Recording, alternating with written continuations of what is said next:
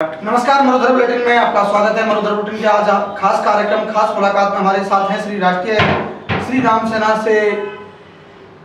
Sir, आपका परिचय? मेरा नाम ललित सिंह राठौड़ है और 2012 से राष्ट्रीय श्री राम सेना बिना रजिस्ट्रेशन के। कब से आप संचालित कर रखी है राष्ट्रीय श्री राम सेना? क्या क्या कार्य करते हैं और किन किन योगदान आपके अहम रहे हैं? क्या क्या योगदान आपके महत्वपूर्ण रहे?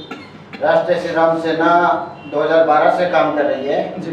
और ये रजिस्टर्ड संस्था नहीं है, इसका रजिस्ट्रेशन अभी हुआ नहीं है जी। तो 2012 से मैं आउट ऑफ इंडिया हूँ और बाहर से ही मैं इस संस्था को ऑपरेट करता हूँ। जी।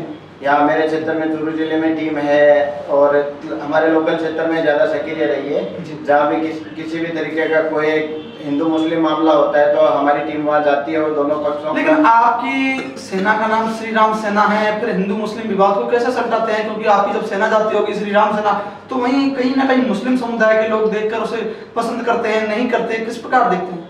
नहीं, जब हिंदू मुस्लिम का मामला आता है तो आपको पता है दोनों पक्ष आपस में आमने सामने ही होते हैं जी। लेकिन एक संगठन के जिम्मेदार व्यक्ति होने के नाते और हमारी टीम के जिम्मेदार व्यक्तियों को साथ लेके हमारा ये फर्ज बनता है कि हम देश में सामंजस्य, देश के लोगों में सामंजस्य कायम करें, ना कि उनको आपस में भड़का के लड़ाएं। हमारी टीम की यही कोशिश रहती है कि दोनों समाज को आपस में बैठा के और उनको समझौता करके और उनके बीच में जो भी नोक-झोंक है उनको खत्म करने की कोशिश करते हैं, ना कि हम उसको बढ़ावा देते हैं। और क्या क्या सामाजिक सरोकारों में आपकी सेना आगे रहती है? क्या राष्ट्रीय श्री राम सेना का सिर्फ एक ही मकसद है कि राष्ट्रवाद की नींव को मजबूत करना, देश और धर्म के प्रति, मानवता के प्रति हर इंसान को जागृत करना, ताकि गलत नीतियां ना फैले। गलत नीतियां अगर कोई सरकार चलाती है तो उसका हम साथ मिलके, ये नहीं कि हिंदू मुस्लिम साथ मिलके भी हम उसका विरोध कर सकते हैं। जी बिल्कुल। और इसके अलावा मैं आपको बताऊं कि देश में जब भी किसी भी तरह की कोई महामारी आती है, किसी भी तरह से कोई पीड़ित आता है तो राष्ट्रीय श्री राम सेना हमेशा उनके साथ खड़ी रहती है।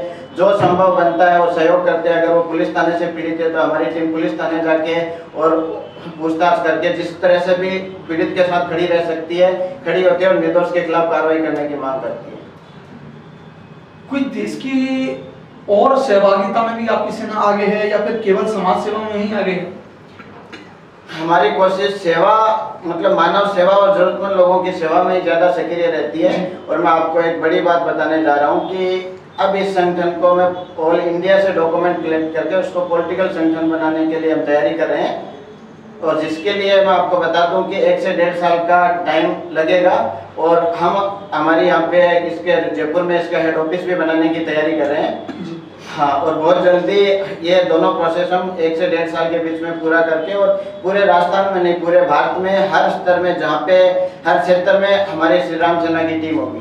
क्या कारण है आप सामाजिक सरोकारों से ऊपर उठकर राजनीति के क्षेत्र में जाना चाहते हैं? इसका कोई अहम राजनीति के क्षेत्र में इसलिए जाना चाहते हैं कि भगवान राम के नाम से दुनिया में बहुत लोग हैं जो इस नाम को मतलब अपना वर्चस्व मानते हैं कि हम हिंदू है और भारत हमारा हिंदू राष्ट्र है। और जैसे बीजेपी आप देख रहे हो, आपकी हर मुद्दे पे मतलब कभी गाय का लाती है या राष्ट्रवादी कोई भी मुद्दा होता है तो राष्ट्रवाद को लेके चलती है। वैसे ही श्री राम सेना भी एक देश के हर कोने में श्री राम सैनिक खड़ा करके और मानवता के लिए वो काम करना चाहती है। हर एक हिंदू को जोड़ के, हर एक देश के नागरिक को हम सब भारतीय बोल के जोड़ के और साथ लेके चलते। लेकिन भारतीय जनता पार्टी एक नारा दे रही है, हमने श्री राम मंदिर बनवाया है। ऐसे में आपके सामने एक बड़ी चुनौती खड़ी नहीं होगी? भारतीय जनता पार्टी ने राम मंदिर नहीं बनवाया है। भारतीय जनता पार्टी ने राम मंदिर के लिए कोशिश की है। राम मंदिर सुप्रीम कोर्ट के आदेश से बना है। जी। तो कहीं ऐसे में आपके सामने कोई चुनौतियों का सामना करना नहीं पड़ेगा? बिल्कुल।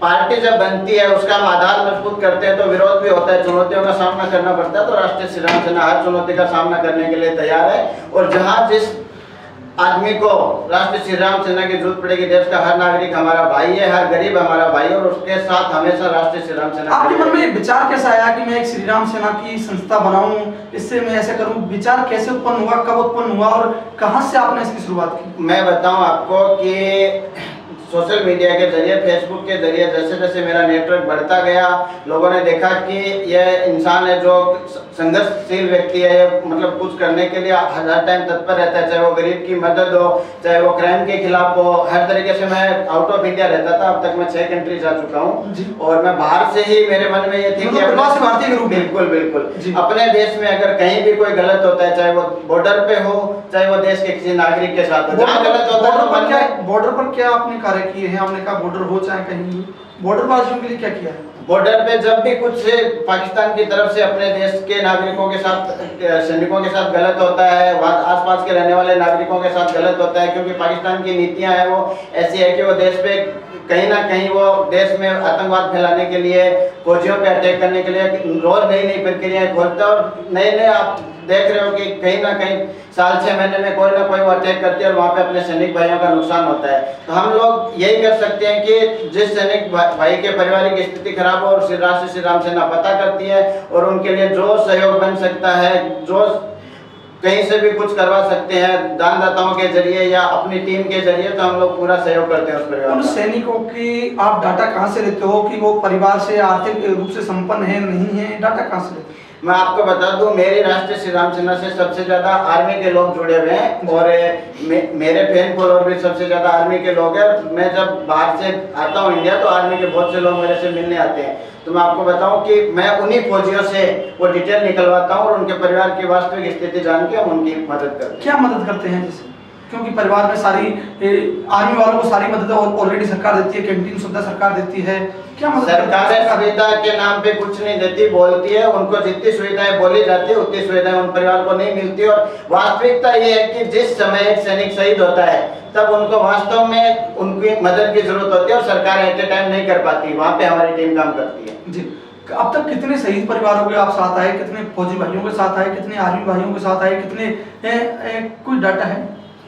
डाटा का मैं आपको बता दूं कि अब तक हमने नहीं करते 50 से प्लस से फौजी भाइयों का सहयोग किया, और बिना काउंटिंग के इतने लोगों का हमने देश के हर क्षेत्र में, ये नहीं कि राजस्थान में, देश के हर क्षेत्र में जहां हमें वास्तविक में कोई गरीब मिला, उसकी पारिवारिक स्थिति जान के हम लोगों ने जो सहयोग बन सका वो हमने किया है।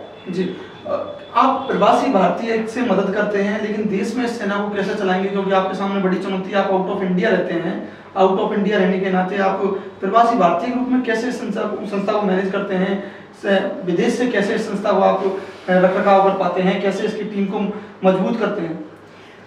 विदेश से मेरे पास सब लोग, अपनी टीम के सारे कॉन्टेक्ट नंबर है, मैंने हर जगह टीम लीडर बना रखे हैं, और उन टीम लीडर के जरिए मेरी सेना हर क्षेत्र में काम करती है। और कोविड में 19 में जब लॉकडाउन हुआ 22 मार्च को, तो मैंने बाहर जाने का एकदम त्याग दिया है, क्योंकि इसलिए कि जब मैंने यहाँ देखा कि वास्तव में जिन लोगों को जरूरत थी, जो जिनको रोज अपना कमाते थे, रोज खाते थे, उनका खाना पीना हो नहीं रहा था। जब हम लोग फील्ड में निकले तो पता चला कि रोज 10-20 लोग ऐसे आगे जो भैया राशन दिलवा दो, वो दुकानों पे जाने लगे, लोगों से मांगने लगे। परिस्थिति देखी तो हम लोगों ने क्या, राशन दिलवाना शुरू किया।